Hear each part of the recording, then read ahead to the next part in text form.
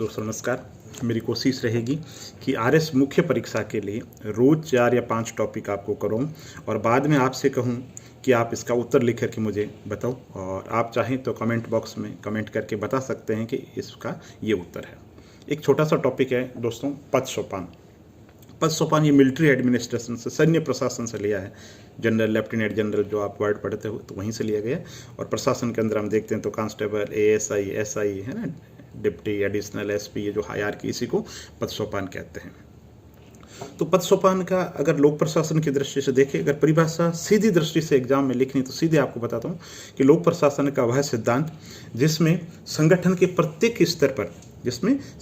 प्रत्येक स्तर पर उच्च अधिकारी और अधीनस्थ अधिकारी के अधिकारों, कार्यों, कर्तव्यों, सत्ता का स्पष्ट रूप से निर्धारण कर दिया जाता है। तो ये क्या होता है? पद सोपान होता है। अब पद सोपान का महत्व क्या है? ये लोक प्रशासन का सार्वभौमिक सिद्धांत है, हर जगह लागू होता है। इसके अलावा आदेश की एकता, नियंत्रण का विस्तार, प्रत्यायोजन के सिद्धांत, सारे जो सिद्धांत हैं इसी पर आधारित है। दूसरी बात। तीसरी बात, इसमें जो काम होता है थ्रू द प्रॉपर चैनल काम होता है, निश्चित नियम और प्रक्रियाओं के हिसाब से इसका जो काम है वो काम होता है ना। प्रत्येक जो कार्य है उसका स्पष्ट निर्धारण कर देते, कौन क्या काम करेगा, कौन किसको आदेश देगा। इससे संगठन में कुशलता आती है, आदेश की एकता के सिद्धांत का पालन होता है, संगठन के अंदर दक्षता आती है। तो ये लोक प्रशासन में जो सिद्धांत है। और इसकी अगर आलोचना देखें तो आलोचना क्या हो जाएगी? आलोचना, इससे काम के अंदर देरी होगी, थ्रू द प्रॉपर जनरल काम होगा तो लाल फीताशाही पनपेगी, और उच्च और अधीनस्थ अधिकारी का जो भाव है कि मैं ऊपर हूँ, ये नीचे है, उच्च, ये भाव पनपेगा। और इसके दोषों को दूर करने के लिए हेनरी फेयोल ने गैंगप्लैंक फॉर्मूला दिया। उन्होंने कहा लेवल जंपिंग, पद सोपान के दोष को दूर करना है तो नीचे का जो अधिकारी है अपने से जस्ट ऊपर के अधिकारी को बता करके, विश्वास में लेकर के उससे ऊपर के अधिकारी से मिल सकता है। इसको गैंगप्लैंक जो फॉर्मूला है वो कहा जाता है। दूसरा है आदेश की एकता का सिद्धांत। तो आदेश की एकता का जो सिद्धांत है वो ये कहता है कि किसी भी संगठन के अंदर काम करने वाला एक अधीनस्थ व्यक्ति है, केवल एक उच्च अधिकारी उसी से आदेश प्राप्त करेगा या उसी के प्रति उत्तरदायी होगा। One man one boss. ठीक है। अब ये जरूरी क्यों है? तो हेनरी फेयोल कहते हैं कि आदेश की एकता का जो सिद्धांत है ना, इससे संगठन के अंदर स्थायित्व आएगा। और एक व्यक्ति है ना, जब एक के प्रति जिम्मेदार होगा तो इससे स्पष्ट निर्धारण हो जाएगा कि कौन किसके प्रति जिम्मेदार होगा। अब उसका उल्टा हो जाएगा, यानी एक व्यक्ति को बहुत से ज़्यादा लोगों के प्रति जवाबदेह बना दिया जाए तो वो क्या कर सकता है? इसका फायदा उठा सकता है। फायदा कैसे उठा सकता है? जब ए अधिकारी काम के लिए कहेगा, बी ने कहा था, बी कहेगा तो वो कहेगा सी का काम कर रहा हूँ, सी कहेगा तो वो कहेगा मैं डी और ए का काम कर रहा हूँ। तो इसलिए आदेश की जो एकता का जो सिद्धांत है संगठन के अंदर जरूरी है, स्थायित्व आता है, इससे अनुशासन होता है, इसमें वन मैन वन बॉस की जो कॉन्सेप्ट है वो लागू होती है। आलोचना क्या है? जैसे टेलर कहते हैं कि आदेश की एकता पॉसिबल नहीं है। क्यों पॉसिबल नहीं है? कि एक ही संगठन के अंदर बहुत सारे काम होते हैं तो अलग अलग तरीके के निर्देश लेने पड़ते हैं। और टेलर कहता है ये मिलिट्री एडमिनिस्ट्रेशन है, सैनिक चौधराट है। वास्तव में एक अधिकारी जो है, एक अधीनस्थ है, बहुत सारे अधिकारियों से निर्देशन और नियंत्रण लेता है। इसी तरीके से मिलेट नाम के एक विचारक वो कहते हैं किसी भी संगठन के अंदर 2 तरीके के नियंत्रण तो होंगे ही होंगे। एक प्रशासनिक आदेश होगा और एक राजनीतिक होगा। एक डॉक्टर है, वो अपने जो मुख्य चिकित्सा अधिकारी है उससे भी निर्देश लेगा, और कलेक्टर जो है प्रशासनिक अधिकारी, उससे भी उसके निर्देश की पालना करनी होगी।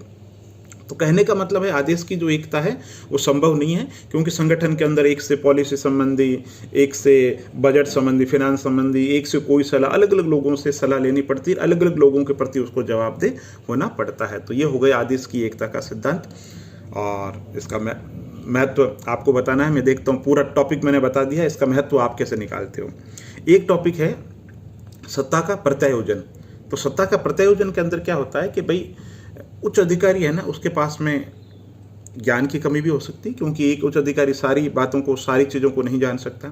ज्ञान की कमी हो सकती है, बहुत सारे काम हैं तो समय का अभाव या कमी भी हो सकती है। तो इस कारण से वो क्या करता है कि उच्च अधिकारी, अब परिभाषा एग्जाम के हिसाब से रटाता हूँ आपको। लोक प्रशासन का वह सिद्धांत है प्रत्यायोजन जिसमें उच्च अधिकारी निर्धारित सीमाओं में कुछ कार्य और अधिकार, उत्तरदायित्व अधीनस्थ अधिकारी को सौंप देता है ना, काम सौंप देता है, कुछ के रेस्पॉन्सिबिलिटी ये दे रहा हूँ, ये काम करना है, लेकिन अंतिम जवाबदेही किसकी रहेगी? उच्च अधिकारी की रहेगी। तो लोक प्रशासन का वह सिद्धांत जिसके अंतर्गत उच्च अधिकारी अधीनस्थ अधिकारी को कुछ निर्धारित सीमाओं के अंतर्गत कार्य सौंप देता है, तथापि अंतिम जिम्मेदारी है उच्च अधिकारी की ही रहती है। तो ये क्या हो गया, लोक प्रशासन के अंदर सत्ता का प्रत्यायोजन। इसका महत्व क्या है, तो इसका महत्व ये हो जाएगा कि साहब ये भी लोक प्रशासन का महत्वपूर्ण सिद्धांत है। उच्च अधिकारी के समय की बचत होगी, अपना ध्यान दूसरे कामों पे दे पाएगा, और अधीनस्थ अधिकारी को जब काम सौंपा जाएगा तो कुशलता के साथ में करेगा, क्योंकि उसके पास में काम की जानकारी भी है और उसके पास में समय भी है। इसके साथ में भावी नेतृत्व भी तैयार होगा। इसके साथ में अधीनस्थ अधिकारी जो काम कर रहा है उसका मनोबल भी बढ़ेगा, क्योंकि उसको काम करने का मौका मिलेगा। तो ये 3 टॉपिक मैंने आपको बताए हैं। आप कमेंट बॉक्स में बताओ कि आप इनका जो महत्व है ना वो कैसे लिखोगे। और महत्व की जब बात आती है तो हमेशा एक ही बात कहता हूँ, महत्व जो है ना वो आप परिभाषाओं से ही निकालो, परिभाषा से ही महत्व निकालने की कोशिश करो। जैसे कि मैं हमेशा एक उदाहरण देता हूँ कि पंचायती राज का महत्व क्या है। अब आप ये सोच लीजिए महत्व आपने रटा नहीं, कोई याद नहीं, अब उस परिभाषा से ही महत्व निकालना है ना। तो पंचायती राज क्या है, लोकतांत्रिक जो विकेंद्रीकरण है, अवधारणा है कि सत्ता का फैलाव नीचे तक होना चाहिए। तो पंचायती राज के अंदर भी यही होता है। अब इसका महत्व क्या है, महत्व यह है कि पंचायती राज जो लोकतांत्रिक जो अवधारणा है उसका व्यावहारिक रूप है, मूर्त रूप है उसका। इसमें स्थानीय परिस्थितियों में स्थानीय व्यक्तियों के द्वारा स्थानीय संसाधनों को ध्यान रखते हुए निर्णय लिया जाता है, जिससे संसाधनों की बचत होती है, जिससे कुशलता आती है, जिससे भावी नेतृत्व तैयार होता है, संगठन के अंदर संतुष्टि रहती है। तो परिभाषा से ही आपको जो महत्व है वो निकालना है। और कभी कोई महत्व याद नहीं आए तो आप राजनीतिक, आर्थिक, सामाजिक ऐसे माइंड में पॉइंट रखते हो आप लिखो। जैसे पंचायती राज का ही बताता हूँ, पंचायती राज के अंदर राजनीतिक पॉइंट लिखना हो तो लिखो पंचायती राज से भावी राजनीतिक नेतृत्व तैयार होता है। सामाजिक रूप से समाज के हर वर्ग का विकास होता है। प्रशासनिक रूप से कि पंचायती राज से स्थानीय परिस्थितियों से स्थानीय व्यक्तियों के द्वारा स्थानीय संसाधनों को ध्यान में रखते निर्णय लिए जाते हैं, जिससे कि प्रशासनिक कुशलता बढ़ती है। तो इस तरीके से आपको मुख्य परीक्षा के लिए उत्तर लिखने हैं। और अगर ये वीडियो आपको अच्छा लगा तो आप इसको लाइक कर सकते हैं, और चैनल पर नए हो तो आप इसको सब्सक्राइब कर सकते हैं। और वीडियो अच्छा लगा और आपको लगेगा आपके किसी दोस्त के काम आ सकता है तो आप इसको सोशल मीडिया पे या कहीं साझा कर सकते हैं। बहुत बहुत धन्यवाद।